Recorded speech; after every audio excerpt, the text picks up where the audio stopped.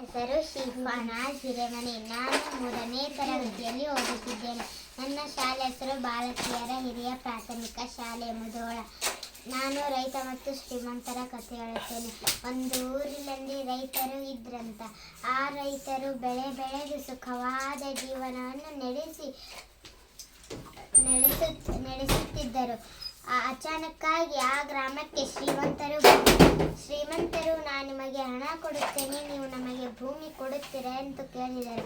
ನನ್ನ ಪ್ರಾಣ ಹೋದರೂ ಸಹ ನಾನು ಕೊಡಲ್ಲ, ಅಜ್ಜ ಮುತ್ತಜ್ಜನ ನೆನಪಿನ ಕಾಣಿಕೆಯಿಂದ ನಾನು ಕೊಡಲ್ಲ ಅಂತ ಹೇಳಿ ಕದರಿಸಿ ಕಳಿಸಿದನು. ಶ್ರೀಮಂತನು ಒಂದು ಉಪಾಯ ಮಾಡಿ ದಲ್ಲಾಳಿಗಳಿಗೆ ಹುಡುಕಿ, ದಲ್ಲಾಳಿಗಳು ರೈತವರಿಗೆ ಡಾಬಾಗೆ ಕರ್ಕೊಂಡೋಗಿ ಮೋಜು ಮಸ್ತಿ ಊಟ ಮಾಡಿಸ್ಕೊಂಡು ಬಂದರು. ಶ್ರೀಮಂತರಿಗೆ ಭೂಮಿ ತೆಗೆದುಕೊಂಡು ಹೋರಿ ಅಂತ ಹೇಳಿದ್ರು. ರೈತರಿಗೆ ಶ್ರೀಮಂತರು ಹಣ ಕೊಟ್ಟರು. ರೈತರು ಕಾರುಗಳು, ಬೈಕುಗಳು, ಬಂಗಲೆ, ಐಷಾರಾಮಿ ಜೀವನವನ್ನು ನಡೆಸಿದರು. ಎಲ್ಲ ರೈತರು ನಮ್ಮ ಭೂಮಿ ತಗೋ, ನಮ್ಮ ಭೂಮಿ ತಗೋ, ನಮ್ಮ ಭೂಮಿ ತಗೋ ಎಂದು ಹೇಳಿ ದಲ್ಲಾಳಿಗಳ ಹಿಂದೆ ಬೆನ್ನು ಹತ್ತಿದರು. ಎಲ್ಲ ಭೂಮಿಯನ್ನು ತೆಗೆದುಕೊಂಡು ಶ್ರೀಮಂತರು ಎಲ್ಲ ರೈತರಿಗೆ ಹಣ ಕೊಟ್ಟು ಎಲ್ಲ ರೈತರು ಕಾರುಗಳು, ಬುಲೆಟ್ ಬೈಕು, ಬ್ರೆಂಚ್ ಕಾರು, ಬಂಗಲೆ, ಐಷಾರಾಮಿ ಜೀವನವನ್ನು ನಡೆಸಿದರು. ಅಚಾನಕ್ಕಾಗಿ ಅವರು ಹೊರಗೆ ಬರದಂತ ರೀತಿಯಲ್ಲಿ ಒಳಗೆ ಕುಳಿತುಕೊಳ್ಳುತ್ತಿದ್ದರು. ಅಚಾನಕ್ಕಾಗಿ ಒಂದು ದಿನ ಎಸಿ ಢಮ್ ಢಮ್ ಎಂದು ಶಬ್ದ ಮಾಡಿದವು. ಎಲ್ಲ ಒಳಗೆ ಇದ್ದಂತಹ ರೈತ ಹೊರಗೆ ಬಂದು ನೋಡಿದಾಗ ಅವರಿಗೆ ಉಸಿರಾಟಕ್ಕೆ ಗಾಳಿ ಸಹ ಇರಲಿಲ್ಲ. ಅವರ ಹೊಲದಲ್ಲಿ ಗಿಡ ಮರಗಳು ಸಹ ಇರಲಿಲ್ಲ.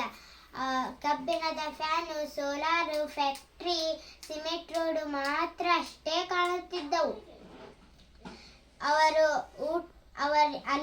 ಅಲ್ಲಿಂದ ಪರಿಸ್ಥಿತಿ ಏನಂದ್ರೆ, ನಾವು ಬ್ಯಾಗಿನಲ್ಲಿ ಪುಸ್ತಕಗಳನ್ನು ತೆಗೆದುಕೊಂಡು ಹೋಗುತ್ತೇವೆ. ಅಲ್ಲಿಂದ ಪರಿಸ್ಥಿತಿ ಏನಂದ್ರೆ, ಬ್ಯಾಗಿನಲ್ಲಿ ಆಕ್ಸಿಜನ್ ಸಿಲಿಂಡರ್ಗಳನ್ನು ಹೊತ್ತುಕೊಂಡು ಹೋಗುತ್ತಾರೆ. ಆ ಥರ ಪರಿಸ್ಥಿತಿ ಬಂದಿತು.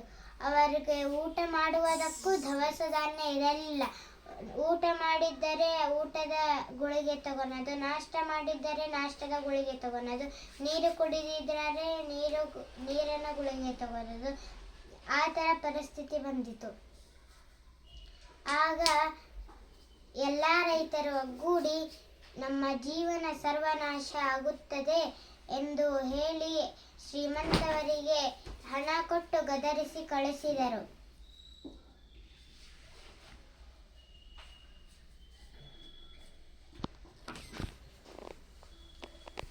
ಮೊದಲಿನಂತೆ ಜೀವನ ನಡೆಸಿದರು.